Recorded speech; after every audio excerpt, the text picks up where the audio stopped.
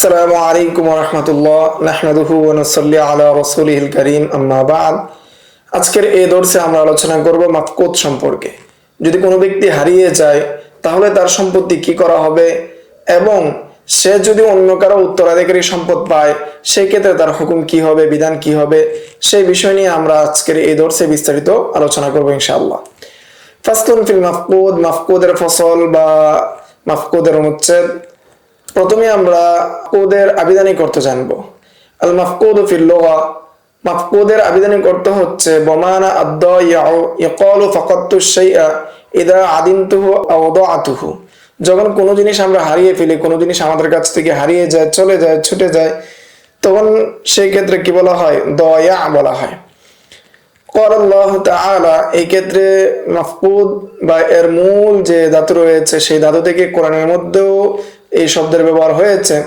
যেমন ওয়ানাফকিদু সোয়া আল মালিকি, যে আমরা কি বাদশার পেয়ালা হারিয়ে ফেলেছি। তো কোরআনের মধ্যে এটার কি ব্যবহার এসেছে। ইস্তিলাহান, পরিভাষায় মাফকুদ বলা হয় যে হুয়াল গালিবুল লাযী ইনকাতা খাবরুহু ওয়া খাফিয়া আসরুহু ফালা ইউদরা আহাইয়ুন হুয়া আও মাইয়িতুন।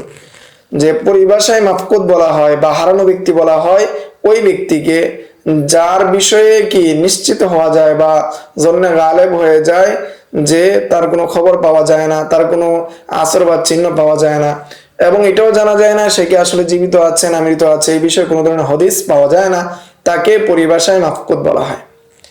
এখন আমরা জানবো এর হুকুম। হুকমুল মাফকুদ, যে মাফকুদের হুকুম কি। কোনো ব্যক্তি যদি এরূপ হয় তাহলে এর হুকুম কি হবে। আল মাফকুদু হাইয়ুন ফি মালিহি হাত্তা লা ইয়ারিসু মিনহু আহাদুন, যে মাফকুদ যে রয়েছে সে তার সম্পত্তির ক্ষেত্রে জীবিত, তার নিজের যে সম্পত্তি রয়েছে, মালিকানার যে সম্পত্তি রয়েছে সেটার ক্ষেত্রে সে জীবিত, তার সম্পত্তি থেকে তার সন্তান, তার মেয়েরা উত্তরাধিকারী লাভ করতে পারবে না। ওয়ামাইয়িতুন ফি মালি গায়রিহি, এবং অপরের সম্পত্তির ক্ষেত্রে, তার বাবার সম্পত্তির ক্ষেত্রে, তার ভাইয়ের সম্পত্তির ক্ষেত্রে, দাদার সম্পত্তির ক্ষেত্রে সে মৃত হিসেবে গণ্য। ফালা ইয়ারিসু মিন আহাদিন, ফলে সে কারো সম্পত্তি থেকে সে উত্তরাধিকারী লাভ করতে পারবে না। ওয়ায়ুকাফু মালুহু, এবং তার মালের ক্ষেত্রে তাওয়াক্কুফ করা হবে, এটার মধ্যে কোনো ধরনের হস্তক্ষেপ করা হবে না। হাত্তা ইয়াসিহা মাউতুহু আও তামজি আলাইহি মুদ্দাতুহু, যতক্ষণ না পর্যন্ত তার মৃত্যুটা নিশ্চিত হওয়া যাবে, বিশুদ্ধভাবে জানা যাবে সে মৃত্যুবরণ করেছে, অথবা মৃত্যুর যে বয়স রয়েছে সেই বয়স অতিবাহিত হবে। যদি মৃত্যুর বয়স অতিবাহিত হয়ে যায় তাহলে তার মালের ক্ষেত্রে উত্তরাধিকারীরা উত্তরাধিকার পাবে, অন্যথায় উত্তরাধিকারীরা তার সম্পদ থেকে উত্তরাধিকারী যে সম্পদ রয়েছে সেটা নিতে পারবে না। ইখতিলাফার রিওয়ায়াতু ফি তিলকাল মুদ্দা, যে কত বছর অতিবাহিত হলে তার সম্পত্তি থেকে তার সন্তানরা, তার অন্যান্য উত্তরাধিকারীরা সম্পদ নিতে পারবে, সেটা নিয়ে ইখতিলাফ হয়েছে। তার মধ্যে এখানে আমরা দেখতে পাচ্ছি 4টা মত এসেছে। নাম্বার 1, আলিফ ফাফি যাহির রিওয়ায়া, বিশুদ্ধ অভিমত যেটা, সেটা হলো ইযা লাম ইয়াবকা আহাদুন মিন আকরানিহি হুকিমা বিমাউতিহি, যখন এটা জানা যাবে যে তার সমপর্যায়ে যারা ছিল, তার সমবয়স্ক যারা ছিল, কেউ জীবিত নেই, সবাই মৃত্যুবরণ করেছে, তখন হুকুম দেওয়া হবে সে মৃত্যুবরণ করেছে এবং তার সম্পত্তি বন্টন হবে। 2 নাম্বার, রাওয়াল হাসান ইবনে জিয়াদ আনিল ইমামিল আযম 120 সানা, যে হাসান ইবনে জিয়াদ রাহিমাহুল্লাহ ইমাম আযম আবু হানিফা থেকে বর্ণনা করেছেন, যদি 120 বছর অতিবাহিত হয় তখন তার সম্পত্তি বন্টন করা হবে, অন্যথায় তার সম্পদ বন্টন করা হবে না। 3 নম্বর অভিমত হলো ওয়াকালা মুহাম্মদ, ইমাম মুহাম্মদ বলেন 110 সিনিন, যে 110 বছর। ওয়াকালা আবু ইউসুফ 105 সিনিন, ইমাম আবু ইউসুফ বলেন যে না, 105 বছর। 105 বছর অতিবাহিত হলে তাকে মৃত্যুর হুকুম দেওয়া হবে, অন্যথায় তাকে মৃত্যুর হুকুম দেওয়া হবে না। 4 নম্বর অভিমত হলো ওয়াকালা বা'দুহুম, কতক বলেন 90 সানা ওয়া আলাইহিল ফাতওয়া, এবং 90 বছর, যদি 90 বছর অতিবাহিত হয় তাহলে তার মৃত্যুর হুকুম দেওয়া হবে। এটার উপরে কি ফতোয়া হাসানুন, এবং এটাই কি উত্তম। তাহলে আমরা এখানে যাহিরুর রিওয়ায়ার মধ্যে একটা অভিমত পেয়েছি, সেটা হলো তার সমবয়স্ক যারা রয়েছে তারা যদি কি করে, সবাই মৃত্যুবরণ করে। আর 4 নম্বর অভিমত আমরা পেয়েছি সেটা হলো 90 বছর। তো 90 বছর আমাদের বাংলাদেশের গড়াই অনুযায়ী 60 বছর 70 বছর, সেই হিসেবে 90 বছর যদি ধরা হয় সুন্দরভাবেই কি এটা ফিট হবে এবং সুন্দরভাবেই কি মাসালা প্রযোজ্য হবে। দেখা যাবে যে 90 বছর অতিবাহিত হওয়ার পর কোনো ব্যক্তি আর সাধারণত ফিরে আসবে না। এরপরে আমরা দেখি যে মাফকুদের হালত কয়টি। মাফকুদের হালত দুইটি, লিল মাফকুদি হালাতান, যে মাফকুদের হালত হলো দুইটি। একটি হলো ইম্মা ইয়াকুনাল মাফকুদু ইয়াহজুবু মান মাআহু হাজবা হিরমান, যে মাফকুদ যে রয়েছে তার সাথে অন্যান্য যে উত্তরাধিকারী রয়েছে তাদেরকে সে হাজবে হিরমান করবে, অর্থাৎ তাদেরকে সে বঞ্চিত করবে, তার কারণে অন্যরকম সম্পদ পাবে না। এটি হলো প্রথম অবস্থা। দ্বিতীয়টা হলো আম্মা লা ইয়াহজুবু, সে কি করবে না, কোনো ধরনের হজব করবে না, বরং তার মাধ্যমে অন্য কেউ বাধাপ্রাপ্ত হবে না। ফাফিল হালাতিল উলা তুওয়াক্কাফু বিআকমালিহা, প্রথম যে অবস্থা রয়েছে, অর্থাৎ সে যদি অন্যকে কি করে হজব করে, অন্যকে কি করে তার জীবিত হওয়া যদি নিশ্চিত হয় বা জীবিত থাকে, তাহলে অন্য কেউ তার সম্পত্তি পাবে না এমন অবস্থা যদি হয়, এমন যদি পরিস্থিতি হয়, তাহলে তার সমস্ত সম্পত্তির ক্ষেত্রে তাওয়াক্কুফ করা হবে, তার এই সম্পত্তি থেকে কোনো সম্পদ দেওয়া হবে না অন্য কাউকে। তা আমরা একটা উদাহরণের মাধ্যমে দেখি নেই। যেমন এক ব্যক্তি মারা গেল, তার স্বামী রয়েছে, তার দুজন সহোদর বোন আছে, একজন ভাই আছে। তো দুজন যদি সহোদর বোন থাকে, এমত অবস্থায় স্বামী যেহেতু একা, এই জন্য সে কিভাবে নিষ্প পাবে, অর্থাৎ সমস্ত সম্পত্তির অর্ধেক পাবে, এবং ভাই এবং বোন যে রয়েছে তারা কি আসাবা হয়ে যাবে, অর্থাৎ লিজ্জাকারি মিসলু হাজ্জিল উনসাইন হিসেবে কি হয়ে যাবে, বন্টিত হয়ে যাবে।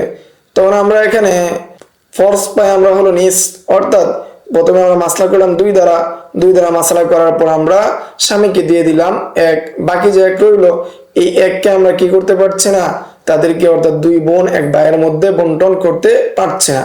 যেহেতু দুই ভাই এক বোনের মধ্যে আমরা বন্টন করতে পারছি না, সেজন্য আমরা এখানে কি করব, আদদের রুজ দ্বারা কি করব, যেহেতু সবাই আসাবা, সেজন্য আমরা আদদের রুজ দ্বারা মাসলা করব। যদি আদদের রুজ দ্বারা আমরা মাসলা করি, তাহলে আমরা দেখি এখানে দুই বোনের দু মাতা এবং ভাইয়ের একাই দু মাতা, সর্বমোট 4 মাতা, অর্থাৎ 4 রুজ। এই 4 রুজ দ্বারা আমরা মাসলা করে 2 দিলাম দুই বোনকে, আর বাকি 2 দিলাম, 4-এর মধ্যে 2 দিয়ে দিলাম এক ভাইকে। তাহলে ইজ্জাকারি মিসলু হাজ্জিল উনসাইন হিসেবে কি হয়ে গেল, বন্টন হয়ে গেল। এখন আমরা এই রদ যেটা হয়েছে সেটা দিয়ে আমরা কি করলাম, মূল মাসলা যেটা রয়েছে সেটা কি করলাম, আমরা দরব দিলাম, পূরণ দিলাম। যদি পূরণ দিই তাহলে 4 দুগুণা 8 হবে, তাহলে তাসি হবে 8। 8 থেকে আমরা নিষ্প দিয়ে দিলাম স্বামীকে 4, এবং বাকি 4 যে রয়েছে তার 4-এর মধ্যে এক বোনকে 1 এবং অপর বোনকে 1, এবং এক ভাইকে কি দিলাম 2 দিয়ে দিলাম। অর্থাৎ ভাই যদি আমরা এখানে মাফকুদ ধরি, ভাইকে যদি আমরা হারানো ব্যক্তি হিসেবে ধরি, তাহলে ভাই প্রথম যে স্রোত রয়েছে সেই স্রোতের মধ্যে সে কত পেল, 2 পেল। অপরদিকে যদি আমরা দেখি নিচের মাসালায়, যদি ভাইকে আমরা সম্পত্তি না দেই, তাহলে স্বামী পাচ্ছে নিসফ এবং 2 বোন পাচ্ছে সুলুসান। যদি 2 বোন পায় সুলুসান, তাহলে এখানে স্বামী পাচ্ছে নিসফ, তাহলে 2 যেহেতু পরেরটার সাথে কি মিশেছে, সেজন্য মাসলা হবে 6 দ্বারা। 6 থেকে আমরা কি স্বামীকে দিলাম 3 এবং 2 বোনকে দিলাম আমরা সুলুসান, অর্থাৎ 4। তখন মাসালা এখানে কি হয়ে যাবে, আউল হয়ে যাবে, যে 6 থেকে 7-এ কি মাসালা আউল হয়ে যাবে। এটা হলো মাফকুদের বিস্তারিত আলোচনা।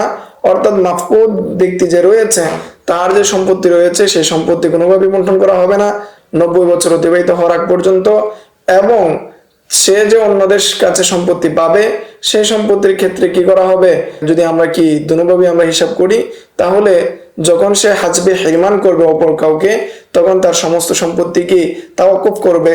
আর যদি হাজবে হিরমান না হয়, বা সে যদি কোনো ধরনের প্রতিবন্ধক না হয় অন্য কারো সম্পত্তি পাওয়ার ক্ষেত্রে, তাহলে মাসালা বা আলোচনা বা সম্পত্তি বন্টন এখানেই শেষ হয়ে যাবে। এই ছিল মাফকুদ সম্পর্কে বিস্তারিত আলোচনা। সামনের দর্শে আমরা আরো বিস্তারিত আলোচনা করব। তবে এখানে আজকের যে আলোচনা হলো এইটি বা এই আলোচনাগুলোই হলো মূল আলোচনা। বাকি আমাদের 28 পর্যন্ত যে দর্শ রয়েছে সেই দর্শগুলোই মূল আলোচনা। 28 পর্যন্ত যদি আমরা ভালো করে করি, তা সে পর্যন্ত ভালোভাবে বুঝি এবং সেটাকে চর্চা করি, আশা করি আমাদের যথেষ্ট হয়ে যাবে।